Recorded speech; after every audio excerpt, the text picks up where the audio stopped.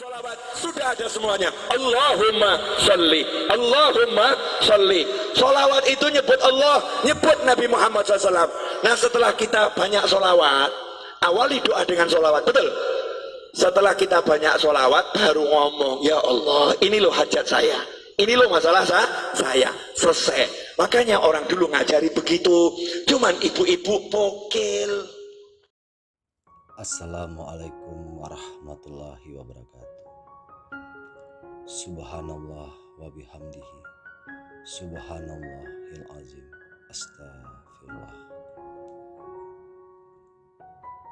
Kepada sahabat channel Solusi Kehidupan,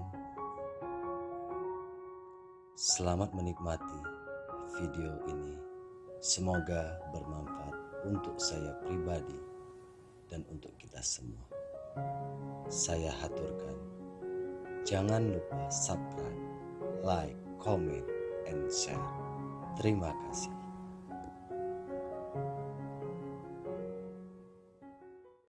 Keluarnya roh dari jasad, tapi jasadnya nggak meninggal, jasad Nabi tidak mati, baru jasadnya syuhada saja masih hidup. Sayyidina Hamzah radhiyallahu ta'ala anhu setelah 40 tahun kuburannya digali karena mau dibuat jalur perairan, dipindah.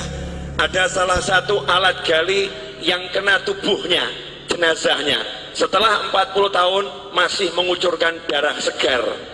Setelah 40 tahun masih mengucurkan darah segar. Itu paman Nabi dan sahabat Nabi. Sama Allah dimuliakan seperti itu. Apalagi Nabi Muhammad sallallahu alaihi wasallam. Di dalam Al-Quran jelas disebutkan orang-orang yang meninggal di jalan Allah, jangan kamu kira mereka meninggal. Justru Allah juga ngomong, gak boleh mengira beliau-beliau meninggal. Bahkan yang ngasih nama hidup itu bukan saya, yang ngasih nama hidup itu bukan ulama, yang ngasih nama hidup itu bukan Nabi Muhammad SAW, tapi Allah sendiri yang mengatakan bal ahya, mereka itu sungguh hidup di sisi Allah subhanahu wa ta'ala yurzakun. Dan bukan cuma hidup, ada yang hidup gak dapat rezeki, tapi ini hidup yurzakun, terus diberi rezeki oleh Allah subhanahu wa ta'ala. Itu baru kerasnya orang-orang yang syuhada. Lantas bagaimana dengan kelasnya imamnya para syuhada, imamnya para nabi, imamnya para rasul, yaitu baginda Muhammad sallallahu alaihi wasallam. Jadi rasakan dulu, jenengan semua, anda semua, kita semua punya nabi yang hidup di alam sana, yang bekerja di alam sana, yang bergerak di alam sana, gak pernah berhenti, terus memantau umatnya, termasuk sore hari ini menerima sholawat dan salam jenengan semua. Diterima itu sholawat dan salam, karena ini kiriman ya, diterima oleh Nabi Muhammad SAW. Bahkan jelas alamatnya dari mana. Nah itulah bejonya saya, Majlis Ar-Raudhah. Padahal ini maulid Jamuri, betul ya? Nah tempatnya Majlis Ar-Raudhah, yang ngirim Jamuri ya. Yang ngirim Jamuri dan kawan-kawan semua dapat dicatat oleh Nabi Muhammad sallallahu alaihi wasallam. Nah kalau udah seperti itu, apa keuntungan yang didapat? Ini banyak orang yang lupa, banyak orang yang nggak paham, banyak orang nggak ngerti. Di zaman Nabi Muhammad SAW ada sahabat namanya Jabir bin Abdullah radhiyallahu ta'ala anhu. Sahabat Jabir ini punya kebun kurma dan dia punya hutang kurma, kurma. Masalahnya utangnya sama Yahudi yang benci Nabi, benci Islam. Karena tidak setiap Yahudi benci. Ya, Yahudi itu bangsa.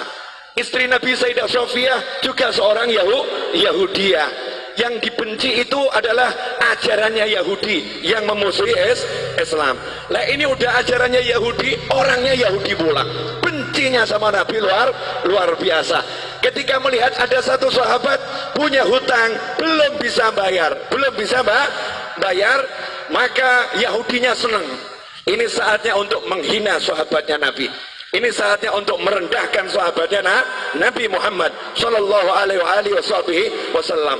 Maka datanglah Yahudi ke kebunnya Jabir bin Abdullah radhiyallahu anhu untuk nagih utang. Ibu-ibu pernah diparani, ditagih? Tahu rasanya? Diparani gak punya duit, enak rasanya ya. Diparani sama orang yang badannya mungkin gede-gede, mungkin badannya tidak enak dilihat, wajahnya serem, itu tidak seberapa. Tapi kalau yang nyamperin ibu-ibu mulutnya cerewet, itu luar biasa. Ada membayar kapan utangmu? Utang kau dibayar. Wah, itu lebih dari pria-pria yang badannya besar itu. Yang cerewetnya luar biasa. Kalimatnya menusuk dan merobek-robek jiwa dan menyebabkan ibu sakit hati ketemu orang yang seperti itu. Hari itu Yahudi datang ke tempatnya Jabir. Nabi Muhammad SAW dimintai tolong sama Jabir, ya Rasulullah, tolong utang saya ini biar bisa ditunda, dibayar tahun depan. Yahudinya diajak bicara. Nabi ngajak sahabat. Ini kerennya di sini, hebatnya di sini. Ada satu teman Nabi, sahabat Nabi punya utang. Uangnya buat bayar gak cukup, kebunnya buat bayar gak cukup. Nabi Muhammad SAW tidak duduk di rumahnya, tapi Rasulullah SAW ngajak sahabat-sahabatnya, yuk kita ke rumahnya Jabir, ayo kita ke kebunnya Jabir. Kasihan itu, Jabir digeruduk Yahudi, Jabir disamperin Yahudi. Ini Yahudinya lagi nagih Jabir, mau menghinakan Jabir. Berangkat Nabi Muhammad SAW bersama sahabat. Kemudian Rasul sendiri yang ngajak ngomong bicara si Yahudi. Artinya Nabi SAW tokoh masyarakat, Rasul punya jabatan, punya kedudukan, mau membela orang yang ditagih hutang, mau membela orang yang terlilit hutang. Saat itu Nabi belum punya duit, karena Nabi kalau punya duit tekno hidung langsung dibagi-bagi langsung habis. Apa sabda Nabi buat orang yang terlilit hutang? Kadang ini mubalih nggak paham, kemudian menyebutkan hadis yang seakan-akan orang meninggal punya hutang itu sengsara. Salah. Dulu Nabi Muhammad SAW bersabda, siapa yang meninggal punya hutang, saya tidak akan sholatkan jenazahnya. Maksudnya bukan karena benci. Nabi tidak mau nyolatkan jenazahnya dulu, minta sahabat yang punya duit, beres no ini, bayari hutangnya, sehingga masuk kubur udah selesai, gak ada hutang piutang. Kalau kita alhamdulillah sudah niru, kalau ada hutang piutang jadi tanggungan saya, tanggungan kami atau keluarga. Jadi Nabi nggak mau SAW ada umatnya yang meninggal dalam keadaan masih punya hutang. Makanya Nabi ngomong sama sahabat, tidak, saya mau mulai sholat dulu sebelum hutangnya dilunaskan. Tapi begitu Nabi punya hutang, apa sabda Nabi Muhammad SAW? Siapa yang meninggal punya hutang, Nabi punya uang ya, siapa yang meninggal punya hutang, saya yang bayar hutangnya, saya yang lunaskan uangnya. Kalau dia nggak punya hutang, biar uangnya milik ahli warisnya. Kalau punya hutang, aku yang bereskan. Mana konglomerat sekarang yang berani ngomong begitu? Mana saudara yang berani ngomong begitu? Mana umat Islam yang berani ngomong begitu untuk orang yang tinggal di satu kampungnya? Yang di kampung ini yang punya hutang, kalau meninggal aku yang melunaskan. Mana yang seperti itu? Nabi Muhammad SAW bangkit membela sahabatnya, diajak ke rumah Jabir. Sampai di situ Nabi ngomong langsung sama yang namanya Yahudi. Yahudi, gini aja, kalau boleh pembayarannya ditunda, diundur, kasih perpanjangan waktu. Yahudinya ngomong, ya Abul Qasim, wahai Abul Qasim, julukan Nabi Muhammad SAW, wahai Abul Qasim, tidak bisa, hari ini juga harus dibayar. Bu, kalau jenengan ditagih utang 5 miliar, hari ini harus dibayar. Ngeluh atau enggak ngeluh? Ngeluh ya. Punya uang cuma 100.000, tagihannya 5 miliar. Pusing atau enggak pusing? Pusing. Lah ini Nabi Muhammad SAW datang, kasusnya begitu. Kebun kurma ini buahnya cuma sedikit, hutangnya bertonton, jadi nggak mungkin bisa dibayar. Maka Nabi mengatakan kepada Yahudi, tunggu sebentar. Kemudian Jabir bawa kurma sedikit, disuguhkan Nabi Muhammad SAW. Itu adabnya sahabat. Kedatangan Nabi, sepunyanya apa ya disuguhkan. Ini Rasulullah, kurma muda disuguhkan. Setelah itu Nabi Muhammad SAW ngelilingi kebun kurmanya Jabir. Kebun kurmanya dikelilingi, dilihat muter, ya memang gak cukup. Jumlahnya buah kurma itu gak mungkin cukup untuk bayar. Maka Nabi SAW kemudian tanya sama Jabir, di mana biasanya kamu duduk-duduk di kebun kurma ini? Tempat yang biasa kamu gunakan untuk nongkrong. Kalau bahasa kita, gazebo-nya di mana? Ya, gazebo-nya di mana? Rasulullah tanya, di mana itu? Di sini ya Rasulullah. Saya biasa berteduh di sini. Ya udah, saya tak tidur sebentar. Bayangkan ini, ditagih utang sama Yahudi, ditinggal tidur sama Nabi. Tiruan. Maksudnya apa? Utang nggak usah dipikirin, utang nggak usah dipikirin. Yang nagih di depan ini ya, nggak dipikirin, tinggal tidur. Tidur Nabi Muhammad SAW. Ini nanti bisa dicek di Syarah Fathul Bari, Syarah Bukhari ya. Juga di kitab-kitab Syarah Bukhari yang lain. Tidur Nabi SAW, kemudian bangun. Datangi lagi Yahudinya. Karena masih maksa harus dibayar hari itu juga. Rasul berkata, gimana? Bisa enggak ditunda dulu pembayarannya? Kasih perpanjangan. Tidak bisa, harus hari ini. Ya sudah. Nabi SAW keliling lagi. Tawaf. Ngelilingi kebun kurma. Ditawafi. Setelah selesai ditawafi, Nabi bilang sama Jabir, Jabir, sudah sekarang kamu panen tuh kurmanya, bayarkan. Panen, bayarkan. Saya tidur dulu. Nabi tidur lagi. Asik ya? Tidur. Bangun tidur, Nabi nanya sama Jabir, gimana? Udah beres? Beres ya Rasulullah.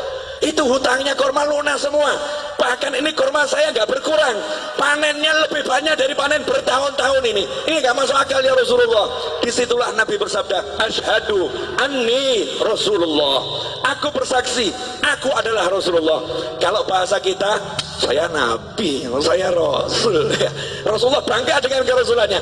Aku bersaksi, aku adalah Rasulullah. Shallu ala Nabi. Allahumma shalli wa sallim alaihi. Pelajarannya apa? Pelajarannya banyak, tapi saya mau garis bawahi satu. Nah, kamu kalau ada masalah, nabimu mau buang mau. Kamu punya masalah, nabimu kamu singkirkan. Kamu punya masalah seperti nggak punya nabi. Sahabat ada masalah, punya nabi. Sahabat ada masalah, tahu punya rasul. Makanya yang ngomong sama nabinya, ngomong sama rasulnya. Nah, kalau sudah jadi sahabatnya nabi, jadi temannya nabi SAW, kalau punya masalah, nabi selesaikan. Nah, kenapa kita sekarang ada masalah nggak selesai-selesai? Nggak pernah menjadikan Nabi sebagai teman, nggak pernah menjadikan Nabi sebagai sahabat. Beda dengan para kiai dan habib-habib tempo dulu. Habib dan kiai tempo dulu itu tidak pernah mengajarkan pakailah pakaian dengan tangan kanan, melepas dengan tangan kiri. Nggak seperti itu. Tapi para habib dan para kiai ngajari pakailah pakaian, bayangkan gimana Nabi pakai pakaian. Nabi kalau pakai pakaian tuh kamu bayangkan dulu. Nabi kalau pakai pakaian tangan kanan dulu. Kalau melepas tangan kirinya. Rasulullah SAW kalau pakai sandal kaki kanan, kalau melepas kaki kiri. Bukan masalah kanan kirinya, tapi suruh bayangkan nabinya, suruh bayangkan rasulnya Muhammad Sallallahu Alaihi Wasallam. Nah, kalau kita udah seperti itu, jalan kita bayangkan gimana Rasulullah pakai sandal, kemudian jalan kita bayangkan bagaimana Rasulullah berjalan, duduk kita bayangkan bagaimana Rasulullah dulu SAW. Maka kalau kita punya hajat, ada masalah, tinggal ngomong, Kanjeng Nabi pengen beli rumah nggak punya duit, ngomong oh. Kamu kira ini semua jadi begini karena saya punya duit? Enggak. Tapi gara-gara saya rajin ngomong, ya Rasulullah, cucumu yang agak nyebelin di Solo ini, banyak dosanya, banyak salahnya, punya utang banyak, punya hajat banyak. Please, mintakan sama Allah, lunaskan. Mintakan sama Allah, selesaikan. Mintakan sama Allah. Lah kalau Jabir sahabat, Jabir itu sahabat, Nabi datang ngurusi, masa saya cucunya nggak diurusi? Nggak mungkin. Masa saya cucunya nggak diurusin? Nggak mungkin. Lantas bagaimana dengan Anda? Beb, saya bukan cucu Nabi. Tenang, Anda semua bisa jadi saudara Nabi Muhammad SAW. Rasul dalam hadis mengatakan, sungguh saya kangen sama saudara saya. Maka sahabat ngomong, ya Rasulullah, kan kami ada di sini, kami saudaramu, kok dicari? Kenapa? Saya nggak cari kalian, kalian sahabat saya, bukan saudara saya. Lantas siapa saudaramu ya Rasulullah SAW? Orang-orang yang lahir nanti belum pernah lihat saya, tapi percaya sama saya, iman sama saya, bahkan rela kehilangan harta dan keluarganya demi sekali melihat saya. Itulah saudara-saudara saya. Saya kangen pengen melihat beliau-beliau itu. Bayangkan, Nabi belum pernah ketemu kita, wujud kita belum ada, sudah dikangeni, sudah dikangeni. Lah kalau kita sekarang bisa kangen sama Nabi dengan baca sholawat barzanji, maulid tiba, kemudian burda, simtudurar dan semisalnya, kita sholawatan sama kangen, berarti kita jadi kelompok saudara Nabi Muhammad SAW.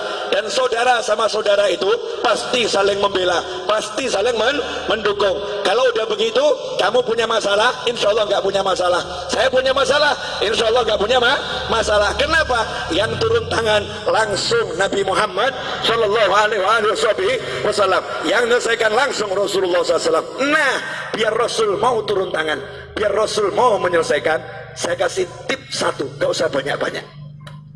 Mau Bu? Wani piro? Ya karena ini urusannya urusan masalah. Banyak orang zaman sekarang kan penuh masalah, bingung solusi. Gampang. Ilmunya orang tua.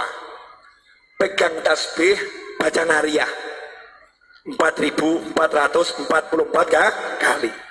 Pegang tasbih, baca munjiah 1000 kali. Solawat, pegang solawat. Solawatin masalahmu. Ada orang ngomong, Beb, ini kan urusan dunia, masa solawat dipakai urusan dunia? Loh, kamu tuh masa urusan dunia mau pakai apa kalau nggak pakai takwa? Urusan dunia itu diraih dengan takwa. Kamu punya hajat pengen kabul harus doa. Doa nggak pakai solawat nggak diterima sama Allah. Sehebat apapun orangnya doa nggak pakai solawat nggak diterima sama Allah Subhanahu wa Ta'ala. Sehebat apapun orangnya sholat nggak pakai solawat nggak diterima sholatnya oleh Allah Subhanahu wa Ta'ala. Sehebat apapun orang khutbah Jumat nggak pakai solawat nggak diterima oleh Allah Subhanahu wa Ta'ala. Kalau hidupmu nggak ada solawat nggak diterima oleh Allah Subhanahu wa Ta'ala. Dan kalau kamu hanya ingat Allah nggak mau ingat Nabi Muhammad SAW, Islammu ditolak oleh Allah Subhanahu wa Ta'ala.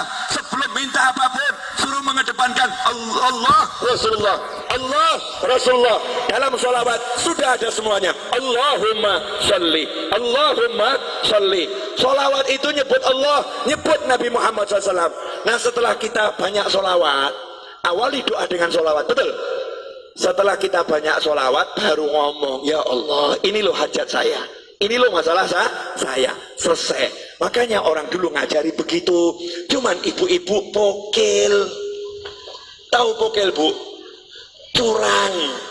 Ya, merekayasa sholawat, kemudian mencurangi sholawat.